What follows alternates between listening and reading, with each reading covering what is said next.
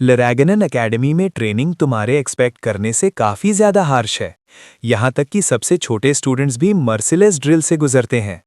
इस वक्त सब हैवी वेट्स पकड़कर ब्रीदिंग टेक्निक्स प्रैक्टिस कर रहे हैं, जितना ज़्यादा हो सके उतना टाइम टिकने की कोशिश करते हुए। उनमें से ज़्यादातर बहुत बुरी तरह स्ट्रगल कर रहे हैं, सिर्फ कुछ ही टिक पाते हैं। लेकिन एक लड़का क्लियरली अलग नज़र आता है। वो सिर्फ वही वेट्स नहीं पकड़ रहा जो बाकी सब पकड़ रहे हैं, उसने उनके ऊपर मैसिव बोल्डर स्टैक कर रखे हैं।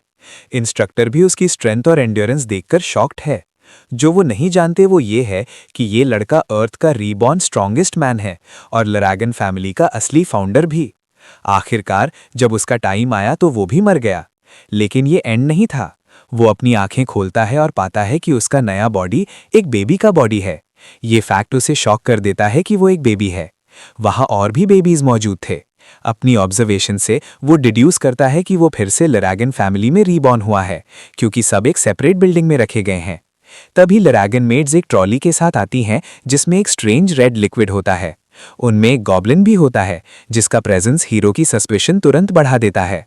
मेट्स पहले फोर्सफुली गॉब्लिन को वो लिक्विड पिलाती हैं, जिससे उस क्रीचर को एस्ट्रोनॉमिकल पेन होता है और फिर वो ब्लडी मेस में एक्सप्लोड हो जाता है। ये टेस्ट दिखाता है कि लिक्विड में मैजिक की कॉन्सेंट्रेशन काफ़ी हाई है, एक perfect sweet spot. Hero situation को ठीक से समझ नहीं पाता और जब उसकी टर्न आती है तब उसे रियलाइज होता है कि ये लिक्विड मिल्क नहीं है, बल्कि टेरिफाइंग मैजिक पावर से ओवरफ्लोइंग कुछ है। ये एंशिएंट ड्रैगन का ब्लड है और वो सबको ये पिला रहे हैं। इंस्टिंक्टिवली उसे ये थूक देना चाहिए था और वो थोड़ा सा ऑलरेडी निगल चुका है। जैसे बाकी बेबीज कर रहे हैं उसे भी वही करना चाहिए और एक्सप्लोड होने से पहले लिक्विड थूक देना चाहिए। लेकिन वो फिर से अपने चॉइस के बारे में सोचता है और डिसाइड करता है कि वो सारी मैजिक पावर एब्जॉर्ब करेगा, जो उसे मार्शल आर्ट्स की ट्रू पीक तक पहुंचाएगी। वो शायद अपने पास सेल्फ को भी सरप्राइज कर दे। ये सोच के साथ वो सारा लिक्विड पी जाता है, ये कहते हुए कि उन्होंने कभी गिल्फिस लैगन को अंडर एस्टिमेट नहीं करना चाहिए था। 7 साल बाद जो बच्चा पहले गिल्फिस के नाम से जाना जाता था अब ज़ीक एल ड्रैगन के नाम से जाना जाता है। वो रिलेंटलेसली ट्रेन करता है और क्लियरली फील करता है कि उसका बॉडी कितना मैग्निफिसेंट बन चुका है। ये सब एंशिएंट ड्रैगन्स के ब्लड की वजह से है जो उसके अंदर फ्लो कर रहा है। इस पावर का सोर्स सभी लिविंग बीइंग्स में एग्जिस्ट करता है, लेकिन जो एंशिएंट ड्रैगन ब्लड ज़ीक और बाकी बेबीज ने कंज्यूम किया उसमें 2 अलग अलग सोर्स पावर्स की वास्ट क्वांटिटी थी। जो लोग इस लिक्विड का सिर्फ थोड़ा सा भी एब्जॉर्ब कर लेते हैं उनके बॉडीज ऑर्डिनरी ह्यूमन से काफ़ी सुपीरियर हो जाते हैं। अनफॉर्चुनेटली ये चीज़ उसके फेवर में काम करती है। हीरो, जिसे डिवाइन ड्रैगन्स ने सोर्स पावर की गाइडेंस दी थी जो उसने अपनी प्रीवियस लाइफ में एब्जॉर्ब की थी, उसने एंशिएंट ड्रैगन की हर एक बूंद यूनिक पावर की ले ली। वो इतनी एस्टॉनिशिंग ट्रांसफॉर्मेशन से गुजरता है कि उसे खुद बिलीव करना मुश्किल लगता है। सारी लॉजिक के हिसाब से उसे अब तक कम से कम 4 स्टार्स तक पहुंच जाना चाहिए था। स्टार एक truly compressed source of power होता है जो तब बनता है जब कोई अपने बॉडी को यूनिवर्स इमेजिन करता है और उसके अंदर एक स्टार को फ्लोट करने देता है। हालांकि हर एडिशनल स्टार बनाना इंक्रीजिंगली डिफिकल्ट होता जाता है और जितने ज़्यादा स्टार्स होते हैं उतनी ही ज़्यादा स्ट्रेंथ होती है। हीरो अनमैच्ड रैंक के 10 स्टार्स तक पहुंच चुका है और वो दुनिया का अकेला इंसान है जिसने ऐसा किया है। उसके रीबॉर्न होने के बाद 7 साल बीत चुके हैं। उसकी माँ पहले ही मर चुकी है और उसका फादर कभी सामने नहीं आया। हजारों साल फ्यूचर में रीबॉर्न होना उसे शॉक कर देता है। लेकिन जो चीज़ उसे और ज़्यादा इरिटेट करती है वो इस एरा की रियलिटी है। 1 मिलेनियम बाद दुनिया ऐसी जगह बन चुकी है जहां स्ट्रॉन्ग वीक को खा जाते हैं। क्या ये 2025 को नटशेल में डिस्क्राइब नहीं करता? इसका सबसे क्लियर एग्जाम्पल ड्रैगन का ट्रायल रिचुअल है। सिर्फ वही बेबीज जो सर्वाइव करते हैं उन्हें ड्रैगन फैमिली के वॉरियर्स के रूप में ट्रेन होने दिया जाता है।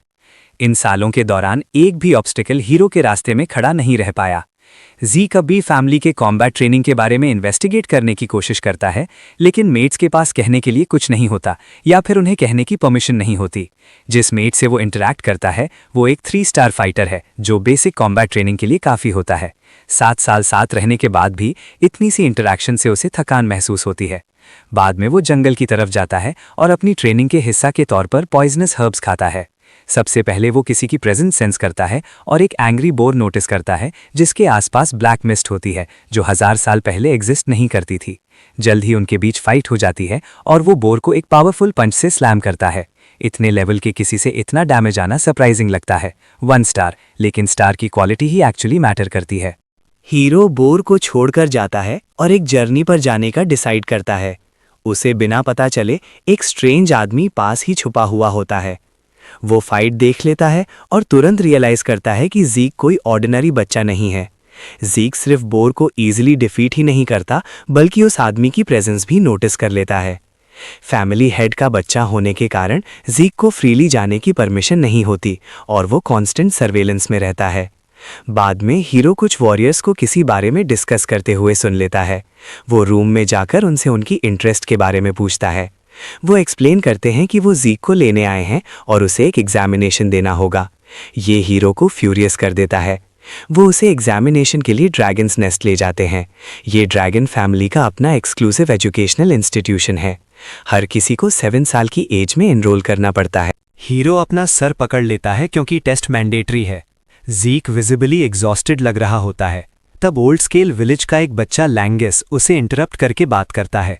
ज़ीक पहले लैंगिस को टिमिड समझता है, लेकिन जल्दी ही वो रियलाइज करता है कि उस लड़के के नर्वस एक्सटीरियर के नीचे करेज छुपा हुआ है। ज़ीक अपना इंट्रोडक्शन देता है। जैसे ही हीरो एग्जाम के बारे में अपनी वरी एक्सप्लेन करता है कि उसे टेस्ट का कंटेंट नहीं पता, लैंगिस शॉक हो जाता है। कॉन्वर्सेशन आगे बढ़ने से पहले ही ओल्ड स्केल विलेज का वेटन लैंगिस को बुलाकर बुलिंग शुरू कर देता है। वो जोर जोर से चिल्लाकर मजाक उड़ाता है। वो लैंगिस से कहता है कि उसे घर पर ही रहना चाहिए था। उसका कहना होता है कि उस जैसे लोग एकेडमी में कभी एंटर नहीं कर सकते। वो कहता है कि लैंगिस का फादर सिर्फ एक मॉक ड्रैगन था। ड्रैगन फैमिली एक रिजिड हायरार्की फॉलो करती है जो एब्सोल्यूट मैनेजर के द्वारा एस्टैब्लिश की गई थी। लेसर ड्रैगन्स को रोकीज कहा जाता है। यंग ड्रैगन्स को कॉमन सोल्जर्स बोला जाता है। अडल्ट ड्रैगन्स कैप्टन क्लास के होते हैं। एल्डर ड्रैगन सबसे ऊपर एल्डर्स या एग्जीक्यूटिव्स के रूप में होते हैं। सबसे नीचे मॉक ड्रैगन्स होते हैं। ये वो लोग होते हैं जो ड्रैगन्स नेस्ट एंटर नहीं कर पाए या ग्रेजुएट नहीं कर सके। उन्हें इमिटेशन का लेबल दे दिया जाता है। लैंगिस अपनी फैमिली से मॉक ड्रैगन का टैग हटाना चाहता है। हीरो अपने दोस्त के सपोर्ट में बोलता है कि उसे कम से कम ट्राई करने का चांस मिलना चाहिए। ये बात बुलीज को और ज्यादा गुस्सा दिला देती है। वो पुअर बीइंग्स के बारे में बैड माउथिंग शुरू कर देते हैं, लेकिन ज़ीक अपने नए दोस्त का डिफेंस करता रहता है। एक अडल्ट ड्रैगन एग्जामिनर अनाउंस करता है कि एग्जाम अब शुरू होगा। सब एप्लीकेंट्स को रजिस्ट्रेशन के बाद नंबर टैग लेना होता है। उन्हें डिसिप्लिन के साथ सेकंड गेट की तरफ बढ़ना होता है। लैंगिस ज़ीक को सजेस्ट करता है कि अगर उसे एग्जाम का कॉन्फिडेंस नहीं है तो विड्रॉ कर ले। ज़ीक कॉन्फिडेंट रहता है, चाहे उसे एग्जाम का कंटेंट पता ना हो। पहला टेस्ट होता है रॉक को स्क्रैच करना। जो भी रॉक को स्क्रैच कर लेता है वो टेस्ट पास करता है।